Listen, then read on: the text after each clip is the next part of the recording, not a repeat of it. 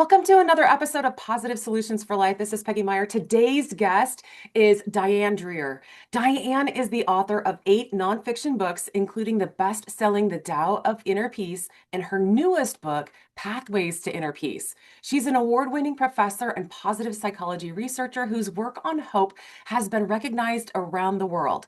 Diane's work beautifully blends timeless wisdom with modern psychology and neuroscience in a way that's practical, compassionate, and deeply human.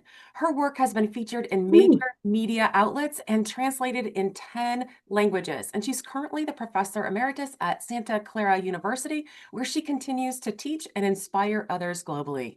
So welcome to the podcast, Diane. Oh, glad to be here, Peggy. Yay! Yay! I am so glad. I am so looking forward to our conversation. I just finished up a book on hope, and peace is just in the air because we're still kind of celebrating, this Christmas season, this holiday season, and all the peace and joy that surrounds that. But before we get into our conversation, can you start by sharing just a little bit more about your personal journey and how does led to where you are today? Okay, well, my personal journey has taken me a lot of places. My father was an Air Force pilot, so we moved following his assignments a lot. I was in 10 different schools before I graduated from high school. Oh, wow. We lived throughout the United States, in the Far East, where I got introduced to Eastern philosophy and Taoism at age 10. Then into Western Europe, I graduated from Kaiserslautern American High School in Germany. And because I had to keep moving and moving away from all my friends, I found virtual friends in books. I'd go to the local library as soon as we got unpacked and check out a book that I'd read before, which was like an old friend. It's amazing how often I read Little Women by Louisa May Oh, gosh, Alcott. yeah. Okay. And then when I was a little older in high school, I read Eleanor Roosevelt's autobiography, The Diary of Anne Frank, Winston Churchill's My Early Life. I loved reading biographies of people who had overcome adversity. And Eleanor Roosevelt was a great inspiration to me. In fact, I still have a picture of her above my desk.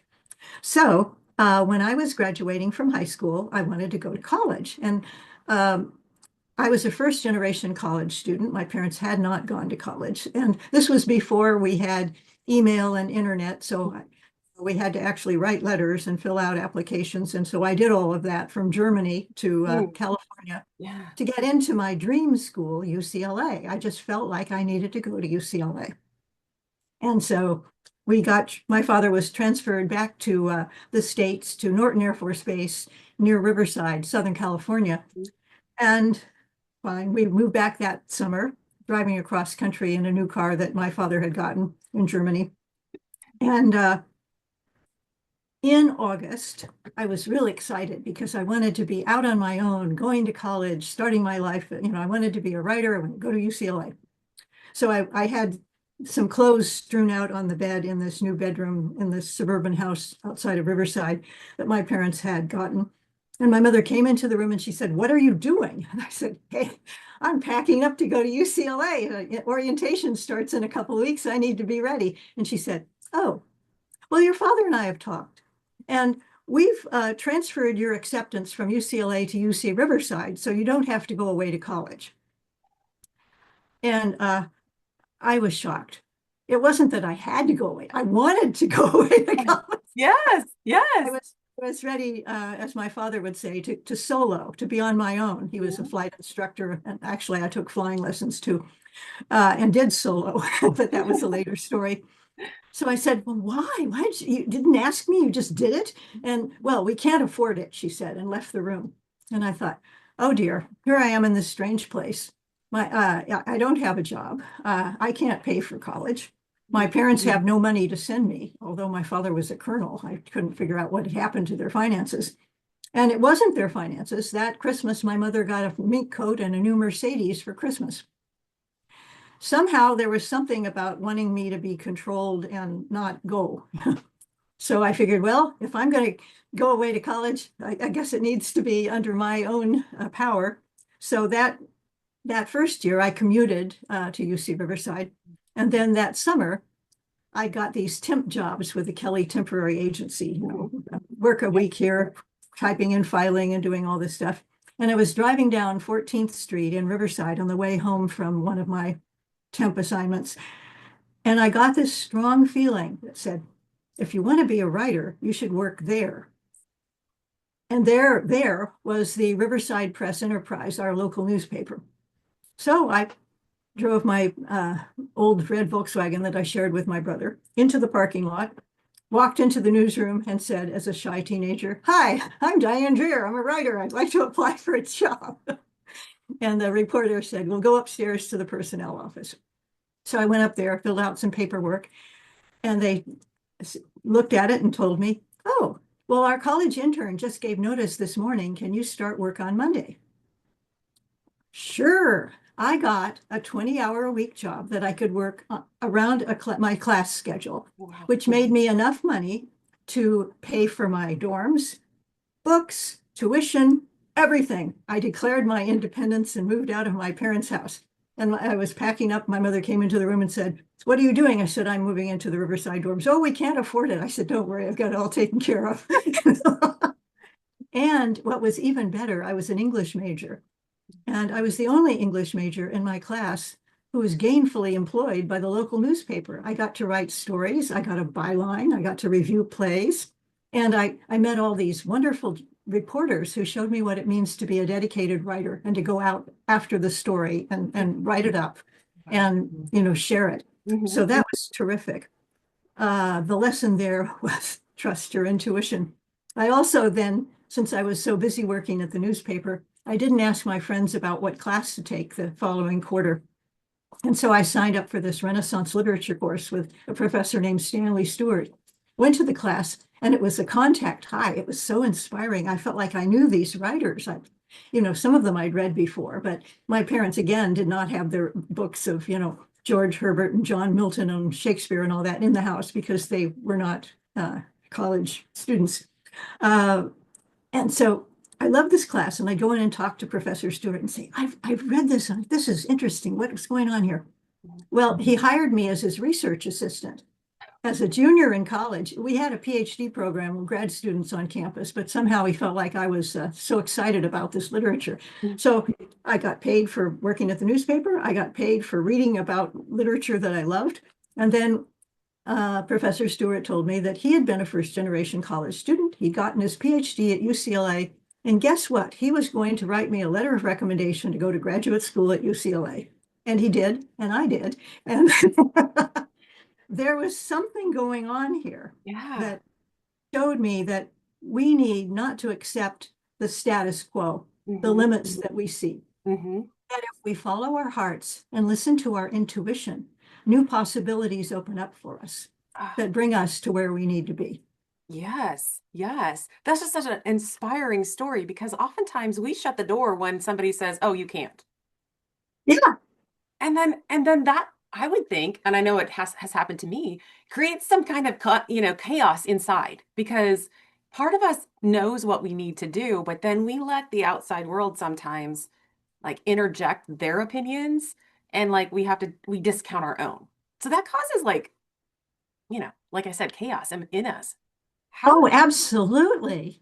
And, we need to have the courage to trust our hearts. yeah. And I wrote a book called Your Personal Renaissance a few years ago about people in the Renaissance who discovered their callings and how Mhm. I believe really that we all have something special, a gift that we have been given, Mhm. whether it's by our, inheritance or by some divine power, depends on your belief system. But I believe we all have something valuable to offer Mhm. that's different. We're unique. No two human beings, not even identical twins, have the same fingerprints. We are all unique individuals and we have unique gifts. And for our world to flourish, we all need to bring our gifts forward. Mhm. I learned that a young boy growing up in Italy wanted to be an artist. So he'd be drawing pictures, and his father would beat him whenever he found him drawing and saying, "What are you doing? That's a waste of time. You need to be a cloth merchant and bring money into the family." But fortunately for all of us, Michelangelo persevered. Yes. Yeah. Even though he had external pressure trying to make him do otherwise, he listened to Mhm. his heart. Yeah, yeah.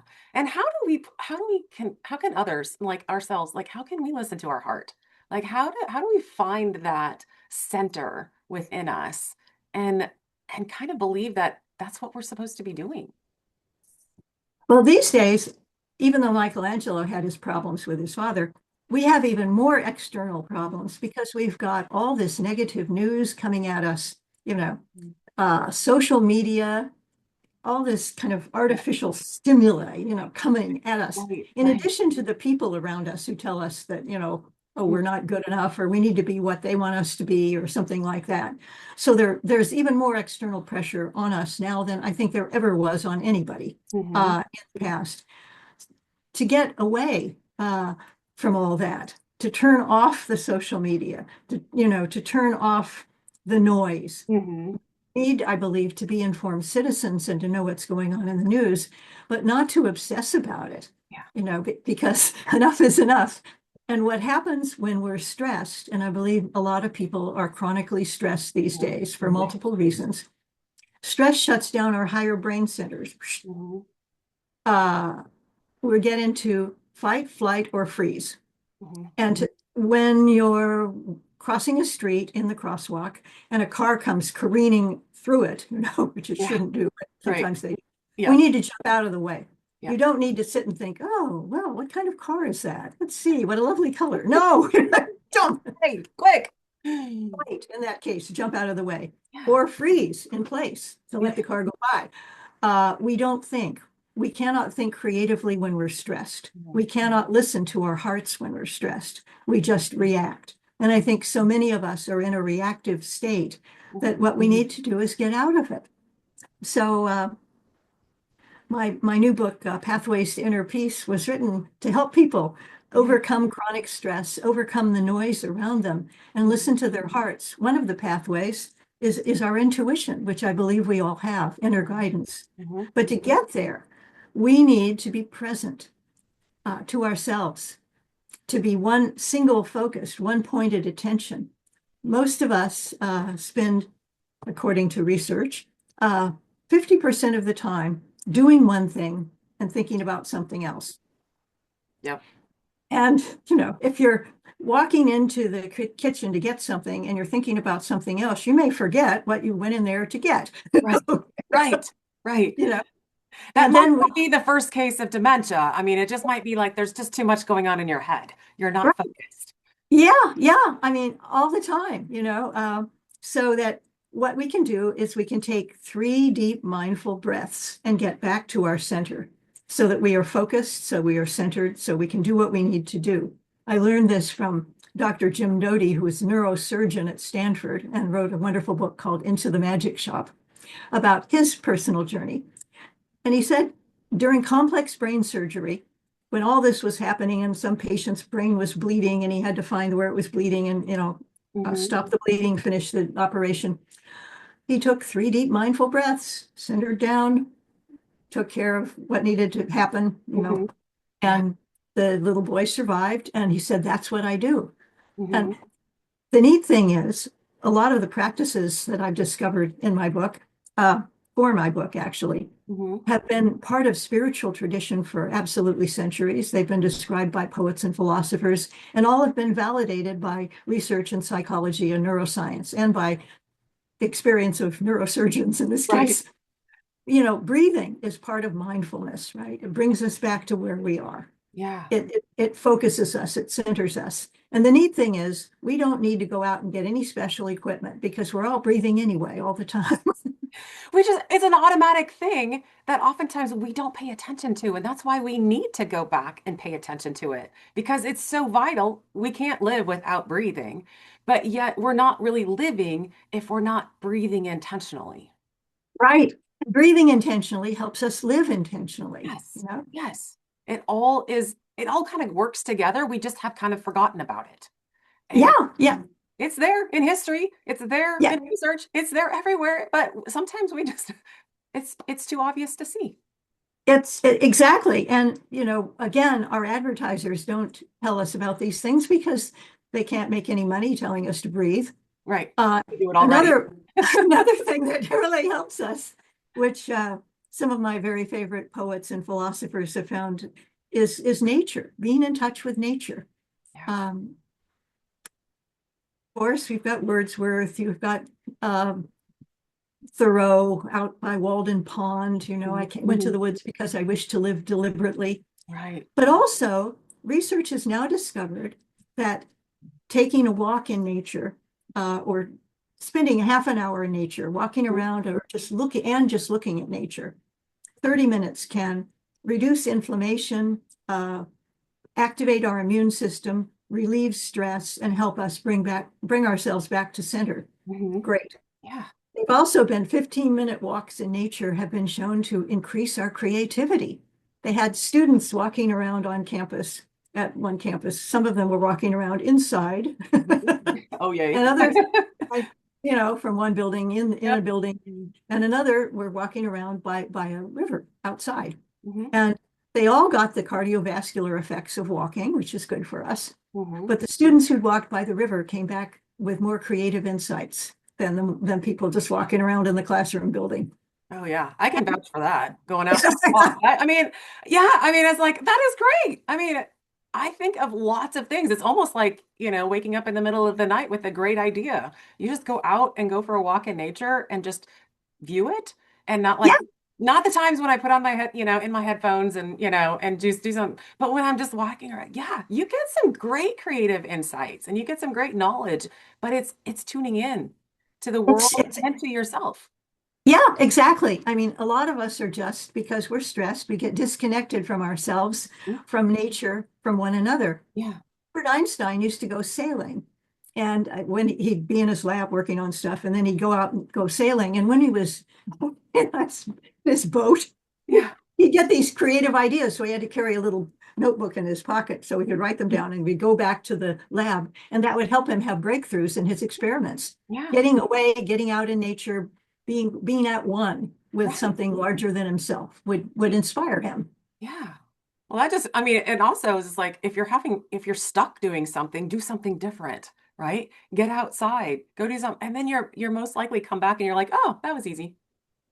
Yeah, there's a four-step creative process. Apparently, there's, a period of active work. Yeah. And then there is incubation when you go away from Hmm. it, when Hmm. you reach an impasse.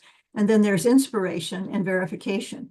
So preparation, incubation, inspiration, and verification, which means work, you get stuck, okay, go away and do something else. One of my colleagues, Shu Hmm. Park Chan, was an engineering professor, and he'd be working on his research and he'd get stuck. So he'd go out and do these beautiful Chinese brush paintings of Hmm. nature.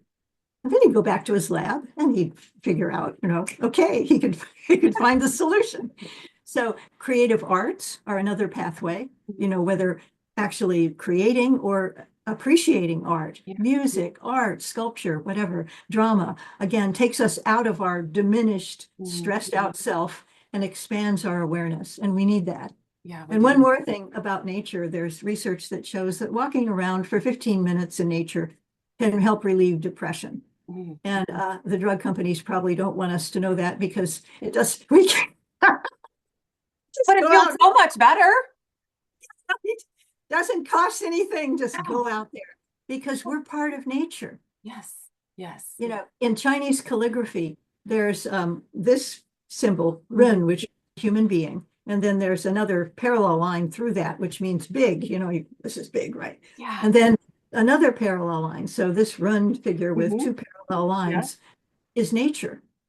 So that the human being is intrinsically part of nature in ancient Taoist thought. And Hmm. we're all intrinsically part of nature. I mean, we breathe out carbon dioxide. Hmm. That's trees and the plants breathe in, and they breathe out oxygen. So Yeah. we're all connected. We're connected. Yeah. We can't separate ourselves from it. Yeah, I mean, we are Become one intrinsically with connected. it. Yeah, Yeah, we're intrinsically, but we have to become connected with it because yeah, then that creates peace, right? That inner peace yes, by being connected. you bet. Um, Connection brings us a sense of wholeness, belonging, Hmm. home, peace of Hmm. mind. Yeah. And disconnection brings us distress. Hmm. And, there's a lot of disconnection going on, especially since COVID, disconnected people from a lot of their usual activities. Hmm. There was a coffee shop I used to meet my friend Tina for lunch. Uh, it closed, Hmm. Yeah. Uh, Yeah. stores, our drugstore in town closed. Right, right. A lot of restaurants closed. Hmm. And so we've lost some of our old habits, and we need community. We need connection with other human beings. Very much so. Our former Surgeon General, Vivek Murthy, said that the American people have an epidemic of loneliness and isolation, which is bad for our emotional and physical health. And he felt like he needed to warn us about that. Right, right. And even in the age of like, social media and stuff, we're more disconnected than we ever have been. Oh, Even yeah. even though connection, hey, we can be connected virtually to a lot of people, but that does not mean the same thing as being personally connected. Absolutely. And all the research reinforces that. And when I walk across campus and I see my students looking down at their devices instead of looking at the beauty, Santa Clara University is like they have rose gardens, wisteria. It Mm, was old mission gardens. It was founded by for the Franciscans, centuries ago. yeah, And so it's gorgeous, but no, they're looking down at their devices. They aren't looking at the other students, and they don't talk to each other as much. They text. yeah, yeah, yeah. I remember sitting up really late in the dorms when I lived on campus when I was an undergrad, talking to my friends about life and literature and what we all wanted to be. And there was a sense of camaraderie. We needed it. Hmm. We need community. I mean, there's a psychologist, Barbara Fredrickson, who says that connecting with other people helps us, but it makes us more effective. It Hmm. broadens and builds our capacity to flourish. Yeah, yeah, it And does. it does. Yeah. Yeah, I experienced that myself many times, but one time when I was a brand new grad student at UCLA at the orientation meeting, I was excited and nervous. And I just graduated from college in June, and the orientation was the end of August. So a couple of months, right? Mm, And I met the new grad students, most of whom already had their master's degree, and a lot of them had been teaching at the college level already. And I thought, holy cow, 2 months ago, I was a college student. I just got my bachelor's degree. Look at these educated people. They all have master's degrees. They've taught before. I'm going to flunk out of mm, UCLA. This is not good. Well, I didn't. And we had a big midterm exam coming up in one of our classes. And I thought, okay, what can I do? I want to pass the exam. I know. I'll invite all my smart classmates, the ones with, to my apartment for pizza and a study session, and I will pick their brains. Uh, and I did. And then I realized that they were nervous too about the first exam. mhm, And collectively, Jeanette knew something that I didn't know. I knew mhm, something that she didn't know. Tina knew something. mhm. Um, Liana knew something else. Rob knew something else. And together, we knew a lot more than any one of us would know by ourselves. Yeah. So we all aced the exam, Right. and and then we all became a wonderful group of friends who reinforced each other, celebrated each other's victories, helped each other through struggles throughout grad school. Yeah. So Yeah. community strengthens us in Right. ways that are beyond what any individual could do by him or herself. Oh, definitely. And I know that many listeners and myself have so many examples of something similar. When we combine efforts, when we pick each other's brains, we can do so much more. We can think better thoughts. We can just elevate ourselves and others so much more when we work together. Yeah, we have more knowledge than Mhm, one person can have. We have multiple perspectives. I mean, I can see in front of me and I can see behind me because I'm looking at a screen, but mhm. ordinarily I can't see, my peripheral vision only Right, goes so much. But if we get a whole lot of people, we can see what the other people cannot see. And right. collectively together, we can see new possibilities, which is great. Yeah. And also, there are ways to cultivate community, which I see as really important, vital these days. Mhm. Where Fredrickson says that, she, amazing woman. She does all her research on what makes people happy, on positive emotions. Can you imagine? Oh, that would be, can I sign up for that? Like, that would be such a great research project, right? I mean, that's what she does. So, some people study depression. Right, right. Barbara Fredrickson, positive emotions. And one thing she says is that we can make micro moments of connectivity with Mhm. people that we Mhm. see, on the street, or, when you're at the grocery store in the checkout line, you can say hi to the grocery clerk and how's it going, Mhm. and or wave at a neighbor driving by. I Mhm. mean, what's that? It takes this much time. Right. Well, she says, during that time period, both people experience reduced inflammation. It activates their immune system, relieves stress, and makes them feel better. Mm. Okay. And she said, not only that, but if we do that, it can cause a positive ripple effect and bring together whole communities because it makes us all be more present to each other and Yeah. ourselves. And it only takes a microsecond. Yeah, yeah. So I read Fredrickson, and I then decided it was time to take my dog for a walk. So I walked around the neighborhood, saw a neighbor driving by and waved and said, hi, this is good for both of us. Yeah. Really, We don't but know how the effect we have on other people. We might as well make it positive. yeah, exactly. I mean, during COVID, I confess I'd be walking my dog and I'd see somebody coming by toward me on the sidewalk, and I'd cross the street to get to the other side because I thought, I don't know, that person might be sick. Well, Right. now, we don't have that anymore. And I challenge myself now to Mhm. wave at people, to say hi to people, to smile at people, because we need that. We need that connection to Yeah. bring us back to a fuller sense of who we are and what we can be. Right. And that's kind of more like living intentionally in the moment too. Even if it's just, I mean, I think at times for me, I have to challenge myself to, be a little bit more positive, and I can do that by smiling at somebody or waving at somebody or saying hi. And I can get out of that where it's going to reciprocate back. I mean, how often when you, wave at somebody, they're going to wave back. And that's just like that ripple effect. And how You good does bet. that feel? I mean, we all want to feel better. I mean, I don't know. We're at the beginning of the year. Most people want to make resolutions or goals to improve their life. This is just a little bit that you could do to improve your life Okay. and others. Micro moments of connectivity. Let there be more micro moments of connectivity in the new year. Yes, That'd be a fantastic resolution because, it would spread. it would. And the more people that feel that, the more we can, bring ourselves up. There's also this really funny old research in psychology that they had people put a pen in their mouth like this. Okay. And they tested them. And then they had them do this. Guess what? The people that put the pin in their mouth, that made them feel like they were smiling, Yeah, made them feel better. It made them feel more positive. So yeah. the act of smiling, I mean, there's an old song, smile, when your heart is breaking, all that. It actually does. The act of smiling sends a message to our brains Mhm. that, we're going to feel positive. Yes, yes. And we got to start that every day by smiling at ourselves in the mirror. That Like would be a good idea.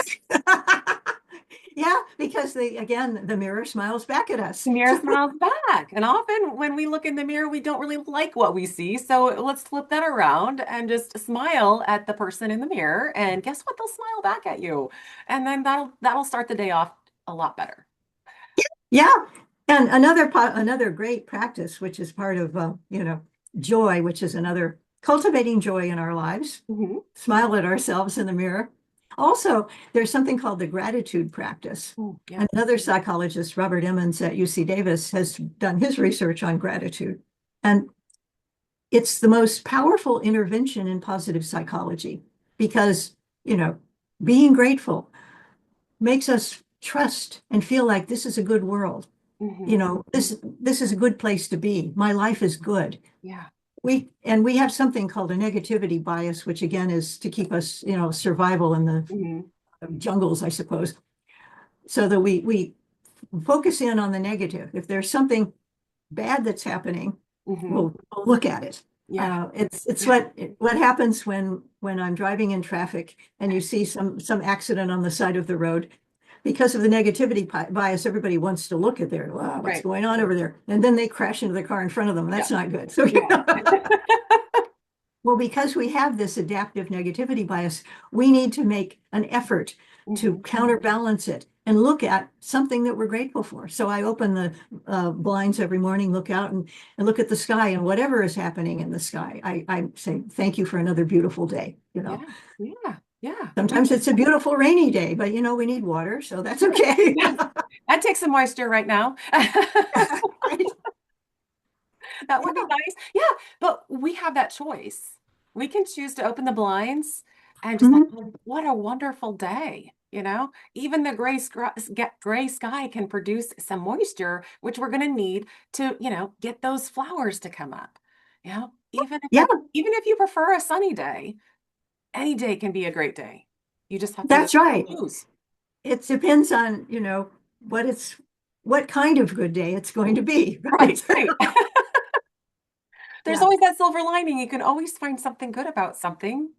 Be grateful for something. Yeah, and there are practices people would give thanks before their meals, Right, right. pause to give thanks. Hmm. And now a lot of people don't share meals together anymore. They're just busy, I don't know, they share their meals with social media or something. I don't know. Yeah. Get back to the habit of having meals together, another connection piece with others. And what's really fun is a potluck where everybody brings something. Yeah. Then, everybody shares and nobody has to do all the work. And we all get the benefit of other people's, creativity. So Hmm. I went to a potluck yesterday. It was wonderful. I bet. I bet. And there's so much more food than anybody could really eat them, this individually, which is great. And yeah, you can get inspired by some other foods, other people's creativity. We can enjoy other people's creativity. Yes. Absolutely. And, that's what's interesting. If somebody has a different opinion or cooks a different kind of food, well, does that mean because they're not like me that they're wrong? I'm going to fall into the logical fallacy of the false dilemma. It's got to be this or this, either or, Right. all or Right. nothing, win or lose. No. No, no, no. It might mean that you've been just secluding yourself too much. It Like, means that again, I have something what can I learn from this? yes. You Yeah. know, and well, what I learned was that one of my friends baked these wonderful pumpkin muffins, of which I ate three and They brought were one home. delicious. She made a lot of them, but I said, this is really good. Because often we need to test other people's because we don't do that for ourselves. We don't often give ourselves that opportunity. So when we're around other people and they can share their gifts, we can go, oh wow, I could probably do that too. Like, oh, they have this wonderful gift of making pumpkin muffins. Yeah, I'm going to get the Go ahead. recipe. Go ahead, yes, get the recipe and and share the wealth with somebody else. Yeah, yeah. Again, and that's part of community, but it's also part of kindness and sharing. And there's all this research that shows that when people are kind to each other, they feel Mhm. better and they're healthier Oh yeah, yeah. And all because the features, yeah, we're all more positive. It creates those good endorphins. It helps us, yeah, moves us. yeah, Yes. yes. So again, what can we do in the new year to create a world that we really want to live in? Yeah. We can create community around us. We Hmm. can create oneness, a sense of connection with nature. We Hmm. can be more mindfully present with what we're doing, Right. more grateful for the good in our lives. Right. And sure, I mean, when I worked at the newspaper in Riverside, I noticed something very interesting. There were all these free passes that we got. And here I was as a college student. So we Hmm. could go to some Broadway show that was, going to be visiting. We could go to a concert. We could go out whale watching. We could go out and they had all these passes. And none of the reporters took them. They said, "Oh, Diane, if you want to do this, you just have to go and then you write a little something about it. We'll put it in the back of the paper." And I said, "Yeah, okay." So I was very popular. Obviously, it always came two free passes. So I go to say to a friend, "Hey, do you want to go to the latest concert? Do you want to Yeah. go whale watching?" Take We did. advantage of those And opportunities. yeah. And I asked him, I said, "Well, how come you don't go to these? I mean, this is good stuff. Uh, oh, well, we want to get on the front page of the paper. And, good news is not news. If it bleeds, it leads, they told me. So whenever they had a police radio in the newsroom, Mm. whenever there was a big accident or a fire or something bad stuff was happening, the reporters would get all excited and run out of there with the camera people would go with their cameras, they're ready to cover the story. And I thought, okay, so the news gives us a very biased sense of what's going on Hmm. because they give us the bad news. Yeah. They reinforce our negativity bias. Right. So there are good things that are happening. There are people helping other people. There are, inspiring things happening. There's beautiful artwork, Yes, there are yes. plays, there are concerts, but we don't have that in the forefront of our mind because the news we get is bad news. So we need to, in order to cultivate, greater balance Mhm. in our lives and greater joy in our lives, we need to go out of our way to give thanks, to notice the good and to praise it and to share it with our friends. You Oh, know, yes. I mean, we do. I mean, we have to be really intentional about it yeah. because the what comes at us is often more negative. It's that negative bias. And, hey, it sells, when it freaks people out, it sells more. Oh So, yeah. yeah. And so, boom, boom, boom. And that's all we're going to get shoved in our face. But we have to be intentional to take those deep breaths, to really, focus and on getting out into nature and to connecting with other people that are positive. And sometimes it might just be virtually on a, with somebody else across the world, or in the books that you've been reading, in the lives of other people. We have to pull that in so it balances us to create more of a sense of peace within us. Absolutely. My friend Catherine Getsky, who is going around the world now, she made a trip to the United Nations to declare an International Day of Hope. She does Mm-hmm. research on hope.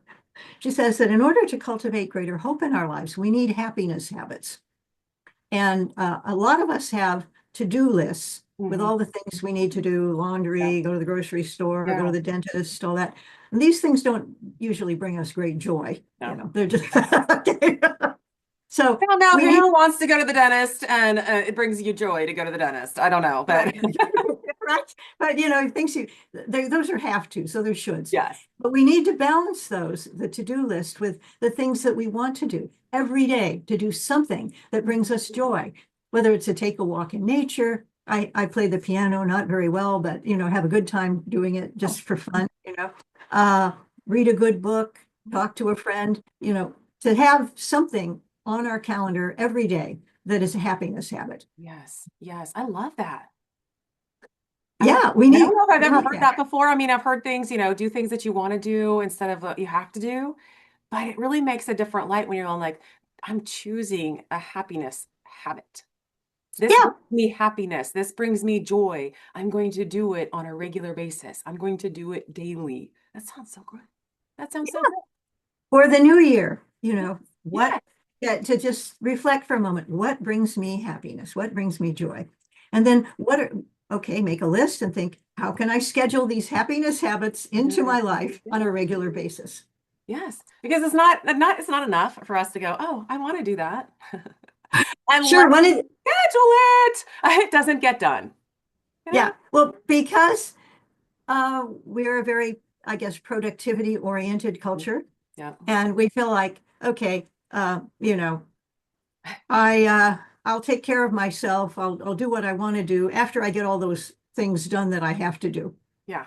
I was one time when I was getting my graduate degree in counseling at Santa Clara. I went back to school. I have a PhD in English, but my students kept telling me their problems, and I thought, oh, I'm going to have to learn how to deal with this. So I went to classes at night on counseling and learned how to do active listening and learned a lot and started doing actually research on hope too. But Mhm. we had John Kabat-Zinn come to campus and he gave a talk. And he was introduced and, he gave a talk. And then at the end, people could ask questions. And one young woman stood up from the audience and she said, with all the things that are happening in this world, don't you think it's a little self-indulgent to begin each day doing mindfulness meditation and yoga? I mean, don't you think that's a waste of your time? And he said, well, now, when I go to the Boston Symphony, I've noticed that the musicians always tune their instruments before they begin playing. And that's how I tune my instrument every day. Mm. So, you know, Yeah. what do we do to tune our instruments? What do we do, to take care of ourselves, Yeah. to keep our instrument functioning properly so that we can create greater harmony within and around us, literally. Right, right. I mean, we have to. I mean, I'm just thinking of, my own life. We're sports minded, so, people just don't show up on the field cold. you go through a warm up, you warm up your body, you get yourself prepped, and then you can be your best, right? You Yeah, don't show up cold and then pull a muscle and that, injure yourself and then you're out of the game. No, like oh, we have to say, prepare ourselves that way. yeah, yeah. So what do we do? What are some happiness habits and what are some things that we do to tune our instrument, Yeah, to yeah, prepare ourselves, right. to get ourselves ready, Yeah, uh, mentally, physically, emotionally for what we're going to be doing so that we can be fully present. yes, yes. So as you're, moving forward in your New Year's, this whole resolution goals things don't already, even if it's already 2 weeks into it, no big deal. We can we can start by implementing some new habits, some happiness habits, some intentional things that are just going to create more peace within us and really get us to where we really want to be and improve most of our lives, right? Absolutely. And we can live with greater hope when Yes. we feel a sense of agency, when we feel a sense that we can do it. Yeah. My friend and colleague Dave Feldman and I did this little research project on campus with students on hope. And we told them about active hope, which involves setting a goal, having pathways or steps to reach the goal, and having a sense of agency, motivation. Mhm. So GPA, the students like that, goals, pathways, agency. Yeah. Well, and we had a, control group and all this, randomized control trial. Our students set a goal, they wrote it down. They wrote down 3 steps that they could start Mhm. taking to get to their goal. They wrote down 3 roadblocks, one for each step that might come up, and Mhm. then an alternate that they could take if they were blocked. Mhm. So they were prepared because very often people start off with their resolutions for the new year. I'm going to do this, and then Yeah. they hit a roadblock Yeah. and then they give up. Yeah. That's not good. No, Okay. no, no. I mean, we've got 2 freeways up here in where I live. 101 north, which goes to San Francisco, and then we've got 280, which also goes to San Francisco. And 280 is really pretty. It's got a lot of hills and, Mm.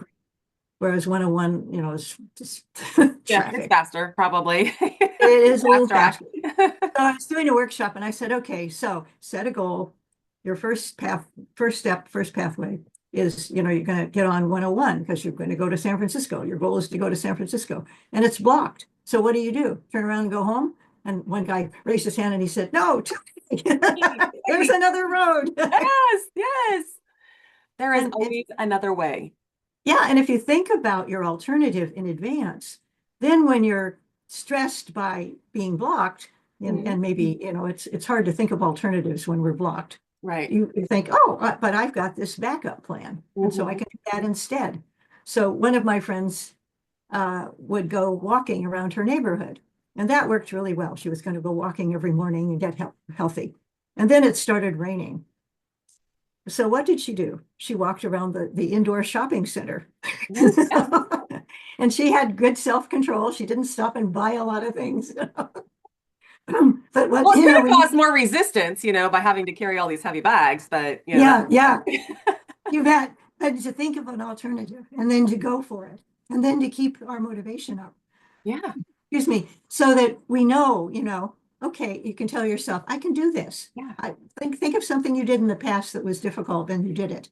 And say, I did that then, I can do this now. Right. So we need goals, we need pathways, we need to think of alternatives, and we need to keep our sense of agency going. Yes. And my sense of agency is reinforced by the fact that this little study that Dave and I did, published in the Journal of Happiness Studies, has been cited and included in over 500 studies worldwide Wow. because this simple combination really works. Yeah. Yes. Yes. Because it creates some opportunities, some new ways of thinking, some new perspective that we often don't have when we get blocked, when we're just really tuned in and just like, oh, ready to give up because this didn't happen, all or nothing, right? Yeah, yeah, Just as that alternative. that is absolutely right. Again, when we're stressed, we can't think very creatively and clearly. So we can't see alternatives. So it's a good idea. This is why, we have spare tires in our cars. Yeah. Or join the AAA or something, because we need a backup plan. Yeah. So when I coach clients, they'll say, okay, I'm going to go do this. And I say, okay, that sounds good. What's your backup plan in case this doesn't work? Oh, okay. And I said, you may not need it, but it'll make you feel better to know Yeah. that you've got it. Yeah. Yep. There's more than one way to get there. Yep, So think of some absolutely. alternatives and be creative before you have to start out. So it Yeah, doesn't keep you stuck. yeah, because being stuck doesn't feel good. Yeah. Uh, and the fact is that hopeful stress is contagious. If you're in a workplace and everybody's stressed, you walk in the room and you feel stress. Yeah. Courage and hope are contagious as well. Yeah. And that when we live more hopefully and courageously and joyously ourselves, we spread that energy around us Yeah. and everybody Yeah. starts feeling better. Yes. That's a gift we can give not only to ourselves, but to our world this new year. Right. Exactly. Because everything is a ripple effect. Everything can be a ripple effect. You get to choose what kind of ripple effect it's going to have on other people. Do you want it to be good? Which I hope so. You're going to spread joy, spread peace, spread hope, spread courage, whatever. Or do you want to spread negativity? And I hope nobody does. I really don't think anybody does. But just think about it. Whatever you send out, going to multiply. So choose wisely. Beautiful. So thank you so much. I mean, this has been awesome. This has been awesome. What a wonderful way to start and restart the new year. Where can somebody find out more about you, your books that, especially your new book on peace, your pathways to inner peace? Where can they find out more about this? Well, they could go to my website, which is imaginely dianedreher.com, DIANEDREHER.com.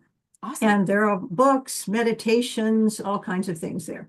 Awesome. Awesome. So glad you joined me today. This has been a great time and great conversation. As we wrap up, is there anything you would like to leave the listeners with? Maybe anything that you've left unsaid or just want to clarify?